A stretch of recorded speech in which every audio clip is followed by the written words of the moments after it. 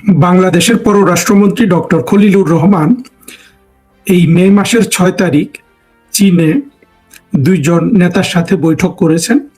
একজন হলো ওয়াং হুনি, আরেকজন হলো ওয়াং ই। ডক্টর খলিল তার সংক্ষিপ্ত চীন সফর শেষ করেছেন এবং এই চীন সফরের উপর দুই দেশ থেকে একটা প্রেস রিলিজ প্রকাশ করেছে। সেটার ভিত্তিতে আমি ডক্টর খলিলের এই চীন সফর কেমন হলো এবং এটা থেকে আমরা তারেক রহমানের সরকারের ভবিষ্যৎ কি রকম হতে পারে সেগুলো একটু একেবারে নৈর্ব্যক্তিকভাবে অবজেক্টিভলি অ্যানালিসিস করব। তো সঙ্গে থাকুন।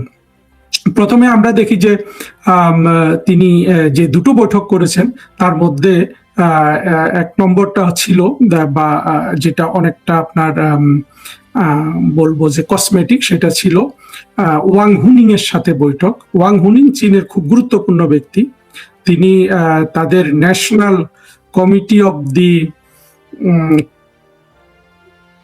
চাইনিজ পিপলস পলিটিক্যাল কনসালটেটিভ কনফারেন্সের চেয়ারম্যান। এই জিনিসটা হলো যে পলিটিক্যাল কনসালটেটিভ কনফারেন্সটা হলো চীনের পার্লামেন্ট যেটা আছে ন্যাশনাল পিপলস কংগ্রেস, তার পাশাপাশি একটা সংগঠন, এটা পলিটিক্যাল সংগঠন, এটা কোনো আইন প্রণয়ন করে না, বাট খুবই উচ্চ ক্ষমতা সম্পন্ন। এবং এটা অর্থাৎ চীনের যে তাদের যে কমিউনিস্ট মূল্যবোধ আছে সেই সংক্রান্ত তার আলোকে গভর্নমেন্টের পলিসিকে তারা উপদেশ দেয়। ওয়াং হুনিং বর্তমানে চীনের 4 নম্বর ক্ষমতাধর ব্যক্তি, অর্থাৎ ওনাদের যে নেতারা আছেন বর্তমানে, 1 নম্বরে তো প্রেসিডেন্ট শি আছেন, তারপরে চীনের প্রধানমন্ত্রী, তারপরে তাদের ন্যাশনাল কংগ্রেসের যিনি স্পিকার বা চেয়ারম্যান, তারপরে চতুর্থ হলো ওয়াং হুনিং। তার সাথে একটা বৈঠক করেছেন। এই বৈঠকের ব্যাপারে দুই তরফ থেকে আমরা যে কাগজ দেখেছি সেখানে মোটামুটি এটা একটা মানে খলিলুর রহমানকে সম্মান দেখিয়ে একটা বৈঠক করতে দিল তারা, এইরকম। এখানে আর খুব বেশি গুরুত্বপূর্ণ কিছু নেই। সবচেয়ে গুরুত্বপূর্ণ অফিসিয়াল যে বৈঠকটা উনি করেছেন সেটা হলো চীনের পররাষ্ট্রমন্ত্রী ওয়াং ই এর সাথে। ওয়াং ই চীনের অনেক পুরনো ডিপ্লোম্যাট, অনেক দীর্ঘদিন ধরে উনি চীনের পররাষ্ট্রমন্ত্রী। মাঝখানে তারা একজন পররাষ্ট্রমন্ত্রী নিয়োগ করেছিলেন প্রেসিডেন্ট শি, যে ব্যক্তি ছিল মার্কিন যুক্তরাষ্ট্রের চীনের রাষ্ট্রদূত। তো ওনাকে পররাষ্ট্রমন্ত্রী নিয়োগ করার পর কিছুদিন ওয়াং ই অন্য দায়িত্বে ছিলেন, আবার এই পররাষ্ট্রমন্ত্রীটাকে প্রেসিডেন্ট শি কিন্তু খুব দ্রুত বাদ দিয়ে দিলেন, কয়েক মাস ছিল বোধহয়, তারপরে আবার ওয়াং ই এসে পররাষ্ট্রমন্ত্রী হয়েছেন। আমরা ওয়াং ইকে চিনি, উনি বাংলাদেশেও অনেকবার এসেছেন। তো ডক্টর খলিলুর রহমানের সাথে এই বৈঠকের পর তারা যে প্রেস রিলিজ প্রকাশ করেছেন, এটা দুই দিক থেকে প্রকাশ করা হয়েছে এবং খুবই সুলিখিত একটা প্রেস রিলিজ, 10 পয়েন্টের। সেখানে অনেক কথা আছে। সেখানে যেমন বাংলাদেশ থেকে এক চীন নীতির যে কমিটমেন্ট সেটা সুস্পষ্টভাবে বলা আছে, যেটা সবসময় বলা হতো, অর্থাৎ তাইওয়ান চীনের অংশ। এটা একেবারে খুব অনেক বেশি জোর দিয়ে ডক্টর খলিল বলেছেন, অর্থাৎ ডক্টর খলিল তো না, বাংলাদেশের পজিশন তিনি উল্লেখ করেছেন। তারপরে আছে মধ্যপ্রাচ্য নিয়ে কথা আছে। মধ্যপ্রাচ্যের যা যা আছে তারা সবাই এগুলো সমর্থন করেন, ডিপ্লোম্যাটিক প্রসেস। তারপরে এটাতে এবং রোহিঙ্গা প্রত্যাবাসন নিয়েও কথা আছে। রোহিঙ্গাদেরকে তো আমরা ডিসপ্লেসড পিপল বলি, অর্থাৎ ইন্টারনালি ডিসপ্লেসড মিয়ানমার পিপল বা এইরকম বলি, তাদেরকে শরণার্থী, রিফিউজি এগুলো বলা হয় না, এটা আওয়ামী লীগ সরকারের আমল থেকে। সেখানেও চীন আগে যা যা বলতো, যে আলাপ আলোচনা করে চীন যতটা সহায়তা করার এদেরকে মিয়ানমারে পাঠানোর ব্যাপারে সহায়তা করবে, এই কথাগুলো বলেছেন। তো এইখানে যে 3টা পয়েন্ট এ পর্যন্ত উল্লেখ করলাম সেগুলো গতানুগতিক, এখানে নতুনত্বের কিছু নাই। বাংলাদেশ সবসময় চীনকে আসলে এক চীন নীতিতে সমর্থন দিয়েছে, এমনকি আমেরিকাও এক চীন নীতিরই সমর্থন দেয়, যে তাইওয়ান চীনের অংশ আমেরিকা মনে করে। তবে পার্থক্য হলো যে কোন গভর্নমেন্টটা সেই চীনের প্রতিনিধিত্ব করে, এটা নিয়ে আমেরিকার ব্যাখ্যা ভিন্ন। এবং আমেরিকান পজিশন হলো যে চীন যাতে জোর করে তাইওয়ান দখল না করে।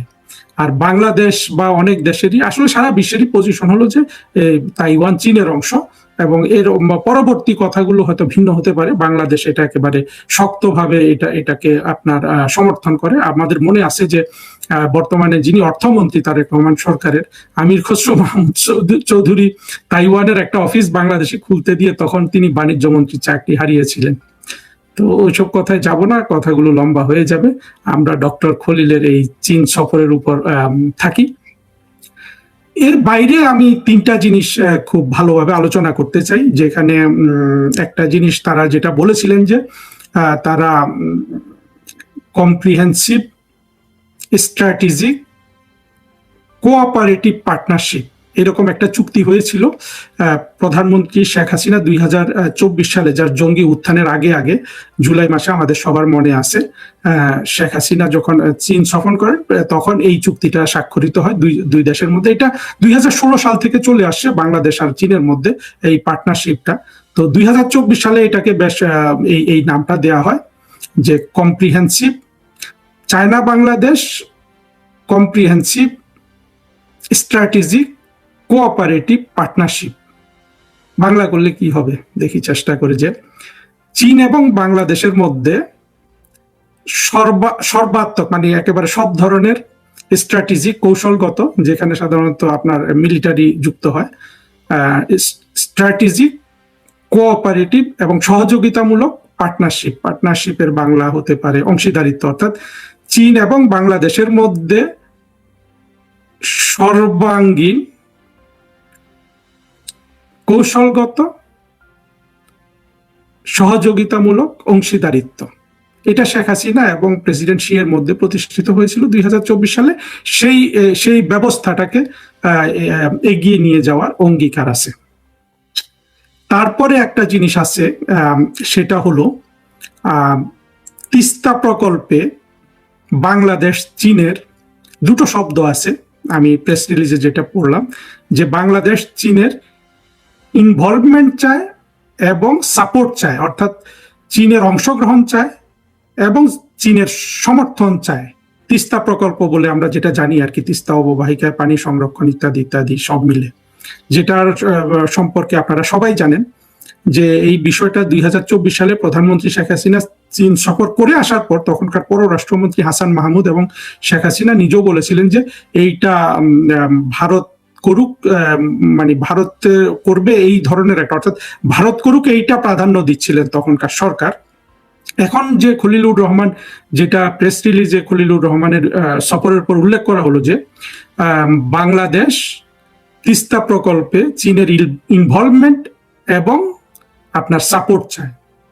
তো ইনভলভমেন্ট এন্ড সাপোর্ট মনে হচ্ছে খুব সতর্কভাবে শব্দ দুটোকে উল্লেখ করা হয়েছে, অর্থাৎ এটার মানে করলে এরকম হতে পারে যে ইনভলভমেন্ট সাপোর্ট, অর্থাৎ এইখানে এই কথাগুলো একটু আপনার অস্পষ্ট রাখা হয়েছে। আমার ধারণা খলিলুর রহমান সাহেব অত্যন্ত সতর্কতার সাথে এই দুটা শব্দ উনি সেখানে প্রয়োগ করেছেন। আপনারা বুঝতেই পাচ্ছেন যে তিস্তা প্রকল্প তো একটা সেন্সিটিভ ইস্যু, ভারতের জন্য এটা এক ধরনের দুশ্চিন্তা, চীনের এখানে অতিরিক্ত আগ্রহ, এইটা নিয়ে আমার মনে হয় যে খলিলুর রহমান সাহেব এখানে একটু সতর্কভাবে শব্দ প্রয়োগ করেছেন। এটাও আমার কাছে এটা ভবিষ্যতে কোন দিকে যায় আমরা তো খেয়াল রাখবো। পরের যে অংশটা আমি একটু পড়বো প্রেস রিলিজ থেকে, সেটা না পড়ে মুখস্থ বলতে পারছি না। যেটা আমার কাছে সবচেয়ে মনে হলো যে খলিলুর রহমান সাহেবের ভিজিটের সময়, অর্থাৎ এই প্রেস রিলিজ তৈরি করার ক্ষেত্রে যে বুঝে বা না বুঝে বেশ আমি বলবো যে চিন্তা করার মতো একটা বিষয় সেখানে আছে। তো আমি এখানে খুলে রেখেছি, একটু পড়ি। সেটা বলা হয়েছে যে 4 নাম্বার এই প্রেস রিলিজের, আপনারা ফরেন মিনিস্ট্রির ফেসবুকে এটা পাবেন। সেখানে বলা হয়েছে, China reiterated its support for Bangladesh in safeguarding its national independence, sovereignty, and territorial integrity, and it reaffirmed its respect for the development path independently chosen by the people of Bangladesh, suited to its own national conditions. এখানে এই জায়গাটায় খলিলুর রহমান সাহেব তো পাকা লোক, ধরতে পেরেছেন বা পারেননি সেটা আসলে সেই তর্কে যাব না। এইখানে এসে চীন একটু আপনার প্রাধান্য খাটিয়েছে। কিরকম এটা কিন্তু বলা হচ্ছে না, ওই প্যারাগ্রাফেই বাংলাদেশ অনেক কিছু বলেছে যে আমরা তাইওয়ানকে চীনের অংশ মনে করি, চীনের সরকারকে তাইওয়ানের সরকার মনে করি, অর্থাৎ প্রেসিডেন্ট শিকে তাইওয়ানেরও প্রেসিডেন্ট মনে করে বাংলাদেশ, ঠিক এইরকম। এবং এর ব্যাপারে জাতিসংঘের সাধারণ পরিষদের যে আপনার যে রিজলিউশন আছে সেইটাকে বাংলাদেশ সম্মান করে, এগুলো আছে, খুব একেবারে চীনের মনের মতো করে কথাগুলো বলেছে। পরবর্তী কথাটা চীন বলছে, বাংলাদেশ তো দিল চীনকে তাইওয়ানের ব্যাপারে সব ধরনের আপনার সাপোর্ট দিল তাইওয়ানের ব্যাপারে। এরপরে চীন কি দিচ্ছে? চীন দিচ্ছে যেটা, সেটা সংক্ষেপে যদি আমরা এটা বলি, সেটা হলো যে চীন বাংলাদেশ একটা স্বাধীন, ওই যে লাইনটা ইংরেজিতে পড়লাম সেটা আর পড়তে যাচ্ছি না, আমার এই ল্যাপটপের উপরে আরেকটা কম্পিউটার রেখেছি, ওখান থেকে পড়লাম। অর্থাৎ চীন চায় বাংলাদেশ একটা স্বাধীন পররাষ্ট্রনীতি গ্রহণ করুক বা স্বাধীন পররাষ্ট্রনীতির উপর চলুক। এই জায়গাটা হলো যে আমি মনে করি যে পুরো এই প্রেস রিলিজ থেকে আমরা যেটা জানলাম, সেখানে চীন বাংলাদেশকে ওই জিনিসটা স্মরণ করিয়ে দিয়েছে যে ইউনুস যে দেশ বিক্রি চুক্তি করে চলে গেছে, পরবর্তীতে সেখানে বলা হয়েছে না যে এখন থেকে আমাদের মিলিটারিদের জন্য অস্ত্রপাতি এগুলো মার্কিন যুক্তরাষ্ট্র থেকে কিনতে হবে, মার্কিন যুক্তরাষ্ট্রের সাথে 2টা সামরিক চুক্তি করতে হবে, এইসব জিনিস আছে। তো ওই জায়গায় আপনার এসে দেখা গেল যে চীন এই মানে যে কাগজটা প্রকাশিত হয়েছে, সেই কাগজ বলতে এখানে কি একটা প্রেস রিলিজ, অর্থাৎ প্রেস রিলিজ মানে হলো যে তারা দুই পক্ষ এই জিনিসগুলোর প্রতি একমত হয়েছে, এগুলা তারা সাংবাদিকদের জানাচ্ছে। সাংবাদিকদের জানানোর ক্ষেত্রে এই একটা জায়গায় এসে চীন খলিলুর রহমান সাহেবকে একটু চাপ প্রয়োগ করেছে, যে তাদেরকে স্মরণ করিয়ে দিয়েছে মোটামুটি ওই কথাটা বলে। আমি ইংরেজি লাইনটা আবার পড়ে মনে হচ্ছে আবার না পড়লে হয়তো আপনারা আমার কথাটা বুঝতে পারবেন না, সেই জন্য আবার পড়ি একটু। China reiterated its support for Bangladesh in safeguarding its national independence, sovereignty and territorial integrity, and reaffirms its respect for the development path independently chosen by the people of Bangladesh, suited to its own national conditions. এটা বেশ আমি বলবো যে বাংলাদেশের যেসব diplomat আছে আমাদের foreign মিনিস্ট্রিতে, যদিও এই প্রেস রিলিজটা অত্যন্ত সুলিখিত, এখন তো সুলিখিত প্রেস রিলিজ করা কোনো বিষয় না, চাইনিজরা সেখানে ছিল, চাইনিজরা তো যারা ইংরেজি জানে তারা খুব ভালো ইংরেজি জানে, যারা বাংলাও জানে। আর এখন এআই আসার পরে আসলে এইসব জিনিস কত সুন্দর লেখা যায়, এটা শুধু আইডিয়াটা থাকলেই সুন্দর আপনার ক্রাফটিংটা করা যায়। কিন্তু এগুলোর উপর সতর্ক দৃষ্টি রাখা, কোন শব্দটা আসছে, কি কথাটা বলা হচ্ছে, সেইটা যদি আমরা চিন্তা করি, তাহলে এটা একেবারে অবভিয়াস যে চীন এই কথাগুলো এখানে আপনার সংশ্লিষ্ট করেছে বাংলাদেশকে, অর্থাৎ তারেক রহমানকে স্মরণ করিয়ে দেওয়ার জন্য যে তোমরা যে মার্কিন যুক্তরাষ্ট্রের কাছে ইতিমধ্যে বিক্রি হয়ে গেছো, সেই ব্যাপারে আমাদের আপত্তি আছে, আমরা চাই তোমরা স্বাধীন পররাষ্ট্রনীতি গ্রহণ করবে। এবং চীন বাংলাদেশকে ভবিষ্যতে কি ধরনের অর্থনৈতিক সহায়তা দেবে না বা না দেবে, আমার মনে হয় এই যে একটা সেন্টেন্স এই প্রেস রিলিজে প্রকাশ করা হলো দুই তরফ থেকে, সেটার উপর অনেকখানি কিন্তু নির্ভর করবে। এখানে এইটার আরো কিছু আপনার কনোটেশন আছে, যে বাংলাদেশের টেরিটোরিয়াল ইন্টিগ্রিটি রক্ষার ব্যাপারে, টেরিটোরিয়াল ইন্টিগ্রিটিতে কে ভাগ বসাতে পারে, হয় ভারত ভাগ বসাতে পারে, বাংলাদেশ দখল করে নিল, বা মার্কিন যুক্তরাষ্ট্র ভাগ বসাতে পারে, যে আপনার ওই কক্সবাজারের কি বলে যে ওই দ্বীপটা সেন্ট মার্টিন, ওইখানে ঘাঁটি গাঁটলো, কথার কথা বলছি আমি, এগুলো আমি আমার ভিডিওতে আপনাদেরকে বলেছি যে ভিডিওগুলো আমি আনবায়াসড করব, যাতে আমাদের মুক্তিযুদ্ধের পক্ষের লোকজন কিছু জানতে পারে তথ্যগুলো, কারণ বাংলাদেশ থেকে তো আপনি এসব তথ্য এখন জানতে পারবেন না, এগুলো বিশ্লেষণ করার মতো মানুষও এখন আর নাই। যা হোক, সেদিকেও সেসব কথা বলে লাভ নেই। তো এই জায়গাটায় কিন্তু চীন অর্থাৎ এই বাংলাদেশকে কিন্তু যে জিনিসগুলো কিন্তু চীনের রাষ্ট্রদূত ঢাকা থেকে আগেই বলছিল যে মার্কিন যুক্তরাষ্ট্রের সাথে অর্থাৎ চীন এবং বাংলাদেশের মধ্যে যে সম্পর্ক, তার মাঝখানে যদি মার্কিন যুক্তরাষ্ট্র এসে দাঁড়ায়, তাহলে সে সম্পর্ক আর উন্নতি হবে না। আর খলিল সাহেবকে আমি বুঝতে পারি যে আসলে টাকার জন্য ওনারা চীনের শরণাপন্ন হয়েছেন সরকার চালানোর জন্য।